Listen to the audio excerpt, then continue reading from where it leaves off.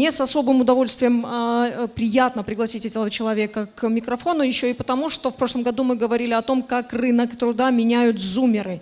И, наверное, это какое-то логическое продолжение этой дискуссии. Поэтому, Диляр Ханум, welcome, что называется. Салям алейкум всем присутствующим. Очень приятно быть на этом месте уже во второй раз. Как уже сказала Ленора Ханум, сегодняшнее выступление, наверное, будет каким-то логичным продолжением предыдущего года. И приятно наблюдать, как развивается бизнес-форум, как развивается Ахмеджит Базар, как мероприятие становится все более масштабным и ярким. Собственно, сегодня мы поговорим о том, что происходит на рынке труда, как с этим жить и как с этим справляться. Но перед тем, как мы перейдем к этой теме, мне хотелось бы сказать пару слов о том, что такое в принципе HR, чем мы занимаемся и для чего мы нужны бизнесу. Очень часто, когда люди слышат словосочетание «менеджер по персоналу», первое, что мы представляем, это какую-то такую женщину-кадровичку, которая требует у вас трудовую книжку, когда вы устраиваетесь на работу, или симпатичную девочку-рекрутера, которая говорит: мы вам перезвоним, когда вы приходите на собеседование. Но, к счастью, это всего лишь стереотипы. HR — это гораздо более широкая и интересная тема. Если вы сейчас обратите внимание на слайд, на следующий слайд, да, то на экране сейчас описаны 12 ключевых функций HR. Я не буду останавливаться на каждой, я скажу в двух словах о том, что HR-менеджеры, люди, которые управляют персоналом, они в целом сопровождают сотрудников от найма, от возникновения потребности в вакансии на протяжении всего жизненного цикла сотрудника. Это и развитие сотрудника, его оплата труда, вплоть до его увольнения и прекращения сотрудничества с компанией. Но это не самая главная, пожалуй, функция. Самая главная функция HR состоит в том, что HR-менеджеры вносят большой вклад в развитие бизнес-стратегии бизнеса. Сейчас мы много говорим о тенденциях в искусственном интеллекте, в цифровизации и так далее, но на данный момент нет ни одной сферы экономики, которая была бы полностью цифровизована и могла бы функционировать без присутствия человека. Поэтому любой бизнес, любое предприятие, любая компания основывается в первую очередь на людях. И именно компетентные сотрудники вносят свой вклад в успех этого бизнеса. Соответственно, HR-менеджеры управляют самым ценным ресурсом, который мы имеем, людьми. Исходя из этого, давайте логично перейдем с вот этой вот позиции бизнес-стратегии к разбору такой аналитики рынка труда сейчас. По официальным данным, давайте чуть-чуть посмотрим в статистику, по данным Крымстата, Крым сейчас является таким образцовым регионом. За последний год уровень безработицы в Крыму составляет менее 2%. Потрясающие цифры. Крым пришел к успеху, у нас нет безработных, но ситуация чуть интереснее. Если мы посмотрим на слайд, то можно увидеть самые востребованные в Крыму профессии и сферы источники вакансий в Крыму. Это данные на январь-февраль 2026 года, но несмотря на то, что этим данным всего 2 месяца, они уже несколько теряют актуальность, потому что сейчас, в апреле-мае, мы уже видим тенденцию смещения к таким сезонным работам, сезонным вакансиям. И сейчас самая передовая сфера, которая требует персонала, это хорика, это отели и рестораны. И на втором месте у нас находится строительство.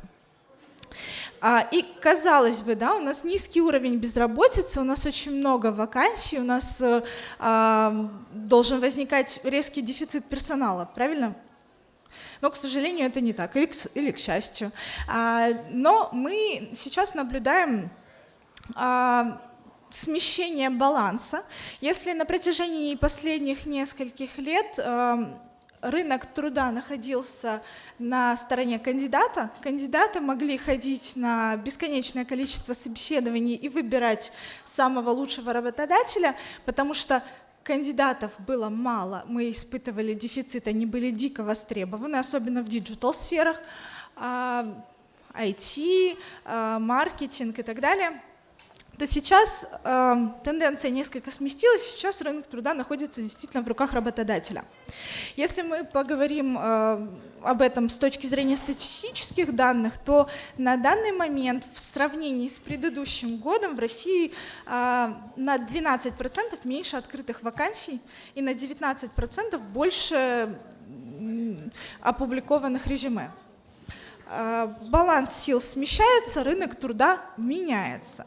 Соответственно, в этот момент работодатели могли бы несколько расслабиться и решить, что мы можем позволить себе нанять кого угодно, у нас за воротами стоит очередь, кандидатов очень много, можно, в принципе, ничего не делать. Но, к сожалению, ничего не делать не получится. И, собственно, как жить в реалиях, когда у нас вроде бы нет дефицита персонала, у нас очень большой выбор, но компании нанимают меньше. И мы приходим к тому, что наша главная цель, для чего мы нанимаем? Компании нанимают людей не для того, чтобы нанимать людей, а для того, чтобы собрать эффективную команду, которая приведет бизнес к успеху. Вот ту самую базу, которая сможет обеспечить компанию эффективным сервисом, качественным производством, качественными услугами и так далее. Говоря об эффективном найме, мы приходим к тому, что, несмотря на то, что у нас есть большой выбор, кандидаты в своих резюме не всегда соответствуют действительности, да? И работодатели очень часто забывают о том, что найм на самом деле стоит денег. Нанимать людей действительно дорого. И мы редко об этом задумываемся, почему именно это дорого. Когда вы нанимаете кандидата, если вы занимаетесь бизнесом, в первую очередь это затраты на размещение вакансий, на обработку резюме. Каждый час проведенного собеседования стоит времени вашего сотрудника, который эти собеседования проводит. И дальше, если найм неэффективный, это приводит нас к текучести персонала, что тоже приносит убытки. А адаптация персонала и подготовка нового сотрудника к его пику эффективности тоже стоит денег. Соответственно, наша цель на текущий момент, когда компании мало нанимают, но имеют большой выбор, нанимать эффективно. Что значит нанимать эффективно? Как вы думаете, есть какие-то идеи? Компания Schlumberger – это нефтяная компания из Франции, которая тогда еще работала в России. У них была странная практика, они собрали всех кандидатов и провели, получается, такое некоторое общение, соревнование между кандидатами. То есть там я, допустим, вытянул за счет своих знаний английского языка. То есть, допустим, это могло бы быть эффективной практикой найма. Да, в целом достаточно сильно зависит от того, в какой сфере вы ведете бизнес. Практик проведения собеседований достаточно много. И вот на текущий момент, когда у работодателя есть достаточно большой выбор, можно выбирать наиболее сильных кандидатов. И тут стоит помнить о том, что когда мы ведем бизнес, мы конкурируем с компаниями, которые работают в той же сфере бизнеса, не только за клиентов и их внимание, но и за внимание кандидатов тоже. Мы работаем в Крыму и имеем достаточно ограниченный рынок. Для сферы IT, сферы диджитал и других профессий, которые предполагают удаленную работу, рынок труда достаточно широкий. Кандидат из любого региона может работать в любом другом регионе. Но если мы говорим о Крыме, это в основном офлайн сферы, и наш рынок достаточно ограниченный, у нас небольшой приток новых специалистов. Есть молодые специалисты, которые выпускаются из университетов, но им требуется какое-то время, чтобы набраться опыта и выйти на какой-то профессиональный уровень. А приток уже готовых специалистов в Крым достаточно слабый. Это приводит нас к тому, что нам приходится конкурировать И работодателю важно понимать, чем он лучше других работодателей, чем вы можете привлечь своего кандидата. И в этот момент мы можем говорить об HR-маркетинге, о развитии HR-бренда и развитии конкурентоспособности. В сфере HR есть такое понятие, как EVP. Это Employee Value Package, это все то комплексное предложение, которое работодатель может предложить своим сотрудникам. Если мы говорим о мотивации персонала, Эльмаз Ханум до меня эту тему кратко затрагивала и говорила о том, что это очень большая и сложная тема. Это действительно так, я с вами безусловно соглашусь. Но если мы посмотрим вот кратко и поверхностно, мотивация персонала в целом очень похожа на знакомую всем пирамиду Маслоу. В основе ее, конечно же, лежат физические потребности. В случае мотивации персонала это деньги. Мы можем говорить о том, что мы лучше как работодатель, потому что мы платим больше. В какой-то момент это перестает работать. Не всегда достаточно предложить кандидату больше денег. И не всегда работодатель готов предложить больше денег, потому что это становится просто неконкурентоспособным. Мы тратим на персонал очень много, зарабатываем не так много и приводим бизнес к убыткам.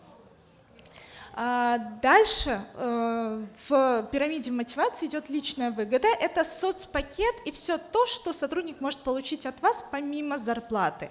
В некоторых компаниях это ДМС, бесплатное обучение, какие-то путевки, корпоративы и так далее.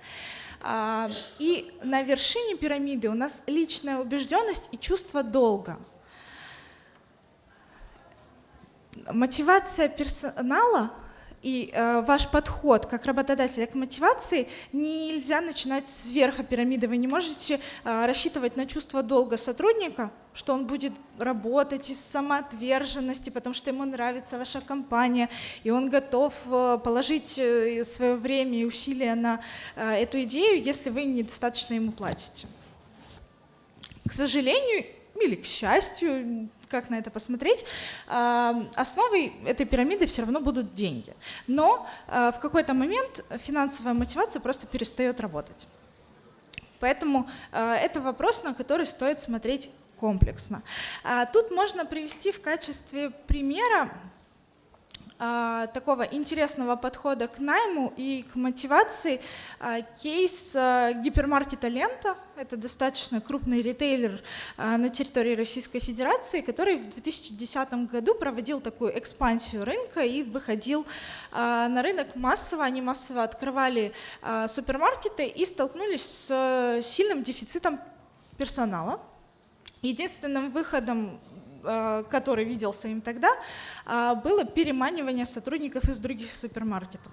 Самый дефицитный товар на этом рынке труда был директор магазина. Очень сложно найти человека, который эффективно бы управлял магазином, если он им никогда не управлял. Единственный способ, казалось бы, переманить его из другого магазина, но тогда ему нужно платить на 30% больше. А это становится просто невыгодно. И тогда компания несколько поменяла подход. Вместо того, чтобы переманивать сотрудников у конкурентов, они решили уйти в другие сферы и в качестве директоров магазинов стали нанимать управляющих крупных ресторанов и АЗС. Почему?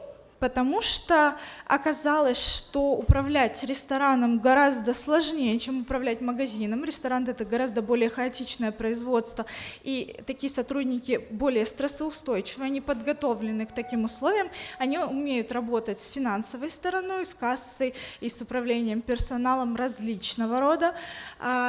Они оказались... Их заработная плата в среднем по рынку оказалась меньше, чем у директоров магазинов. И, соответственно, предложив стандартную зарплату для этой профессии, Лента переманила людей и, соответственно, укомплектовала все свои магазины, таким образом вот предоставив такой кейс успешного и эффективного найма. Соответственно, когда мы говорим об эффективном найме, если подытожить, Нужно учитывать мотивацию персонала, нужно учитывать, чем вы, как работодатель, отличаетесь от других работодателей. И самое важное, что, пожалуй, стоит работодателю помнить, нужно понимать, кто вам нужен. Не всегда кандидат, которого мы представляем в голове как идеального кандидата на эту должность, не всегда он действительно будет идеальным. Нужно понимать, какого результата вы хотите добиться от этого человека, не то, каким он должен быть сейчас, а то, какой результат он должен принести вашей компании через год, через полгода и так далее. Дальше, помимо эффективного найма, у нас есть еще такая интересная задача, как удержание персонала. Почему удержание персонала так важно? Потому что, как я уже говорила, нанимать людей достаточно дорого. Удерживать сотрудников, которые уже работают у вас в компании, в среднем в 3-5 раз дешевле, чем нанимать сотрудников с рынка. Плюс важную роль играет то, что сотрудники, которые уже у вас работают, они знакомы с вашим бизнесом, они знакомы с вашей компанией, они знают внутренние процессы, и, соответственно, их работа будет быстрее и, скорее всего, эффективнее, чем работа нового сотрудника в течение первого года его работы. Стоит ли удерживать всех сотрудников? Вопрос интересный. Если мы говорим про удержание персонала выглядит не так, как оно изображено на картинке, и мы, собственно, об этом сейчас и говорим. Если пролистнуть на следующий слайд, то тут вы можете заметить, что удержание также имеет различия. Мы сейчас говорим о функциональном удержании, когда мы хотим сохранить человека, который стремится к увольнению, но который является для нас ценным сотрудником и на котором в какой-то степени держится наш бизнес. Естественно, в условиях, когда на рынке у нас переизбыток кандидатов, мы в некоторой степени будем людей увольнять. Дисфункциональное удержание, функциональная текучесть будет повышаться. Но мы сейчас говорим о функциональном удержании, потому что в текущей кризисной для бизнеса ситуации, в постоянно меняющихся условиях, ваш фундамент вашего бизнеса, ваши ключевые сотрудники должны остаться. Это одна из первостепенных задач любого бизнеса. Как это сделать? Как удерживать людей? Вот у вас есть сотрудник, который стремится к увольнению, повышать зарплату. Вы повышаете ему зарплату, он говорит, а вот в той компании мне тоже больше предложат, может быть, я к ним пойду. Угу. А как поможет отпуск?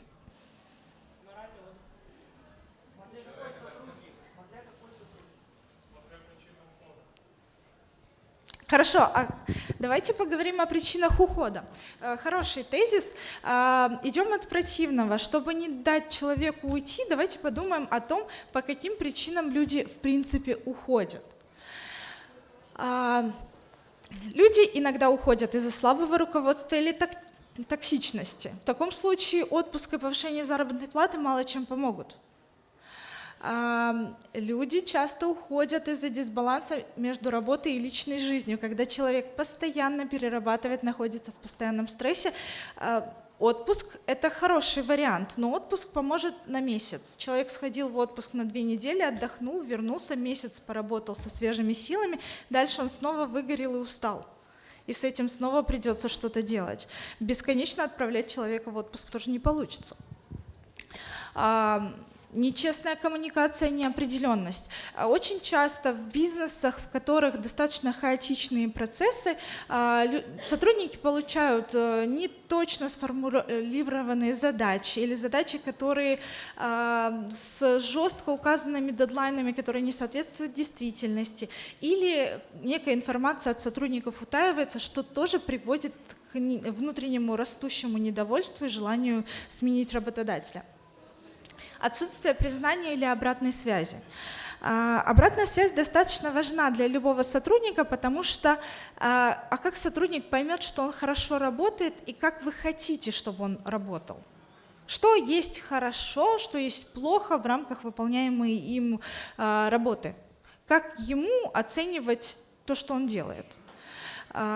Есть достаточно объективные сферы труда, производства. Например, сотрудник произвел большее количество деталей, большее количество товара и так далее. А если сотрудник работает с людьми, коммуницирует, это, например, не знаю, администратор на ресепшене, в таких случаях обратная связь критически важна, потому что это и помогает сотруднику расти, и помогает в целом улучшать качество услуг, которые вы предоставляете. Отсутствие перспектив роста.